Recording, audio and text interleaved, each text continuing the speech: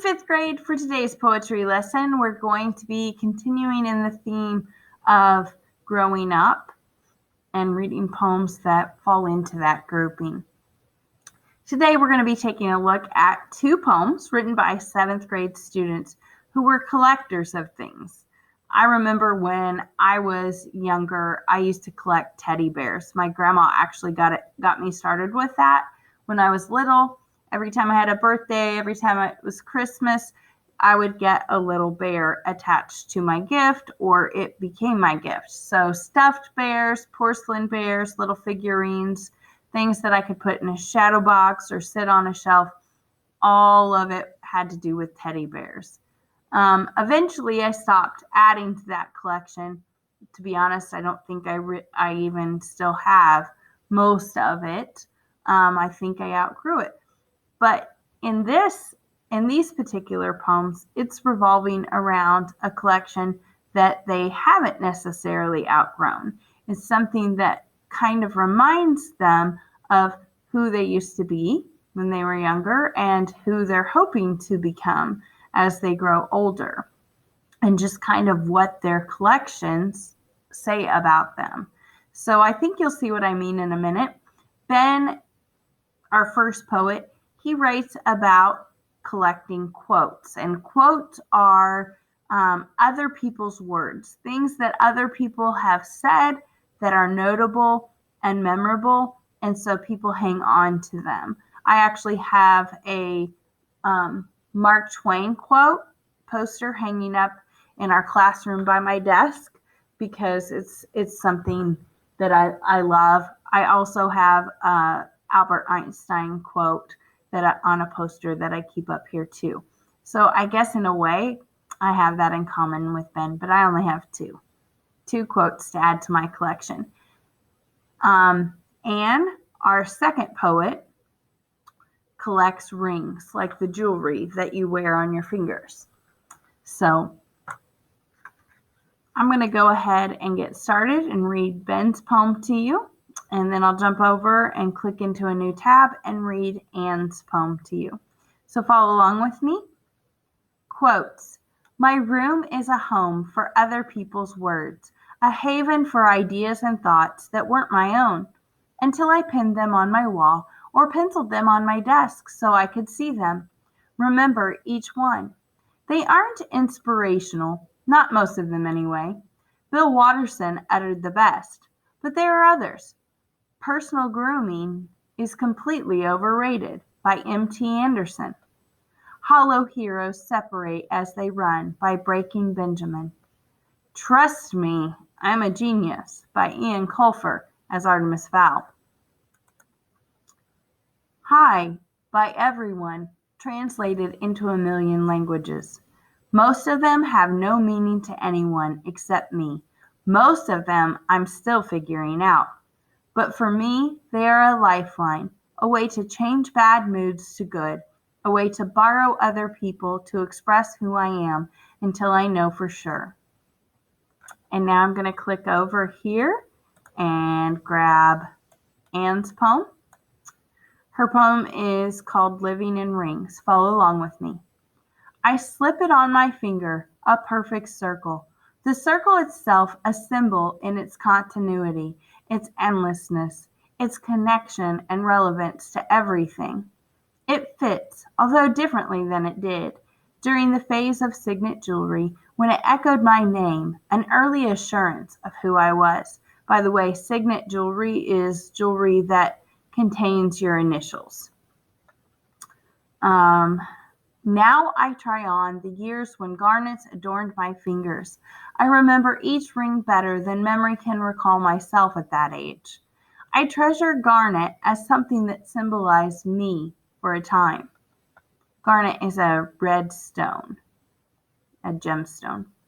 The rings of fleeting fads that slid on and off my fingers until the silver wore off make me laugh. The Fimo ring, the 25-cent painted tin, the stone that promised to know my mood, blend together in an image of hope, outgrown by the end of the week. Next, I roll between my fingers intricate rings of silver floral Their idealized nature gave me summer through the months of snow, a promise that the time must come when they'd be laid aside, paling in comparison to earth's real beauty. Now I look at my hands, bereft of silver, gold, tin, only hands with fingers that provided the background to rings, linked together in the chain of a lifetime, the circles I have made it with thus far. I gather up these pieces of my life, I put them away in a box of jewels. I wait for the next ring to fall in place. All right, kiddos. So before we jump into these two poems and I tell you what I would like for you to analyze for and comment on, I want to kind of point out a couple of features or things that I noticed that these poets did that I would like for you to take note of also. So if we are looking at the poem Quotes, Ben's poem, you can see that these quotes you can tell that they're quotes because they're italicized. And that is an option when you're typing on a computer to show words that belong to someone else or possibly titles. So anyway, he italicized so you would know that they were different from his words that were forming the poem. So these italicized phrases are the quotes that he collects. And these are some of his favorite quotes. And because he shares some of his favorite quotes, we're able to tell a little bit about Ben and his personality. So take the quote, personal grooming is completely overrated, for example.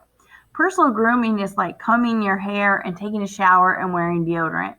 Ben must not be into personal hygiene or personal grooming.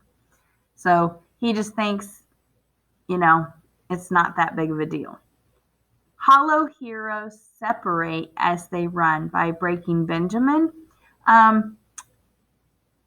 This one's a little bit deeper, okay? It's kind of talking about people who are solid and steady and don't run away from challenges. And then Trust Me, I'm a Genius by Ian Colfer as Artemis Fowl. This is actually a series that I've read.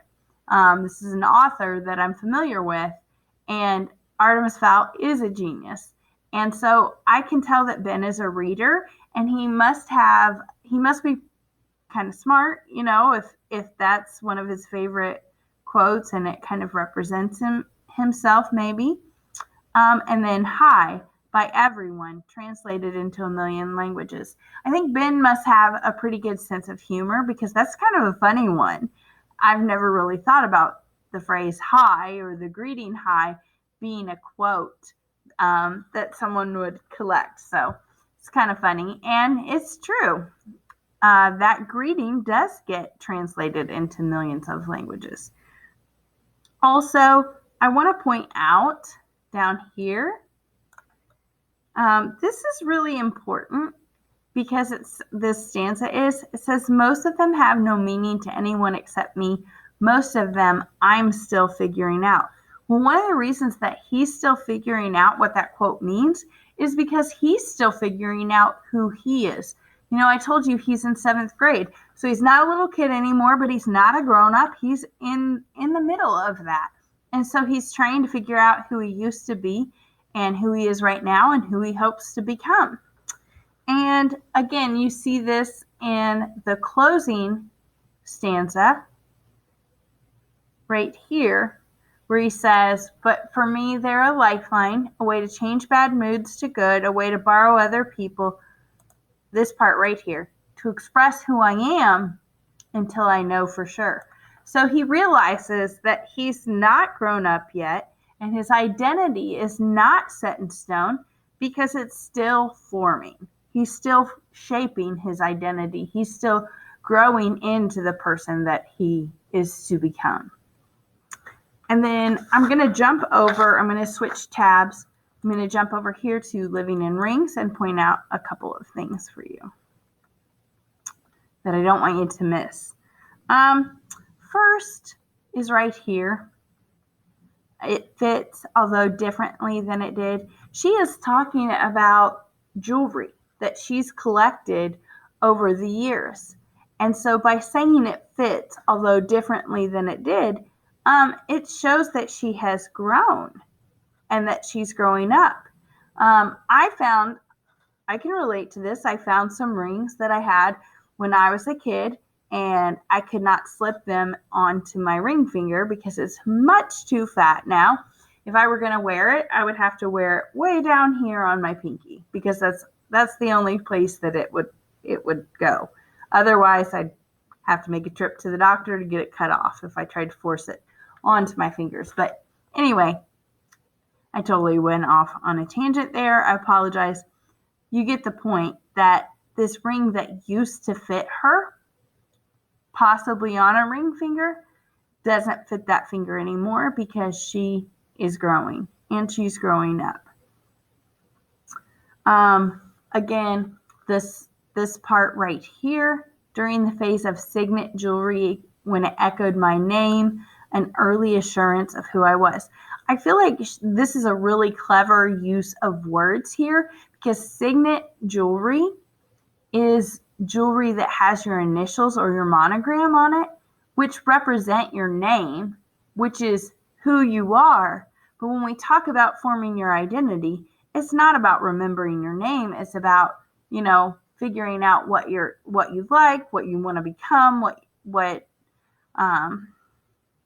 you hope to accomplish in the future, that kind of thing. And so she's kind of playing around with words here and being kind of smart and witty with her lines. If we look at the lines that follow that, just like Ben's poem, where we looked at the quotes and we could tell something about Ben's personality by the quotes that he collected, we can do the same thing with Anne. She collected garnets. So she either liked red or possibly that was a birthstone. So we learned something about who she is there. And then we also see that she was into several different fads. I am going to be honest, I don't know what a female ring is, but I do know what a mood ring is. And I do remember when those were very popular. So we learned about things that she was into at one point in her life. And then we also see the silver rings that had flowers on them. So again, we're learning a little bit about Anne and her personality and kind of how she's progressed through this growing up kind of phase. And then last thing I want to draw your attention to, and then I'll let you guys get going with your comments. This word right here, I'm not sure if you would know what that means. Bereft means deprived of or robbed of. So she's looking at her fingers now, and she doesn't have any rings on them. She's not wearing rings, at least not right now. And it says that she is waiting, like her hands are the background for the next ring to fall in place. So she's still a collector of rings, but she hasn't found that next thing that she's into when it comes to rings. And so she's not currently wearing rings. So maybe she's not quite as into them as she used to be. All right. So I'm going to have you guys go back in and analyze and comment on things that you can identify with as someone else who is in the process of growing up. You're not junior high kids yet, but you're also not primary elementary students, You're not the oldest in our school building, but you're far, far from the youngest. And we always see fifth graders mature so much in the year that we get to spend with them. So I feel like there's plenty for you to identify with here because you're in the phases of growing up. You're not there yet, but you're certainly not a baby anymore or a little kid anymore. You're more than that. So I want you to go in and comment on 3 things that you can identify with as someone who's growing up also. And then, of course, anything else that you want to talk about.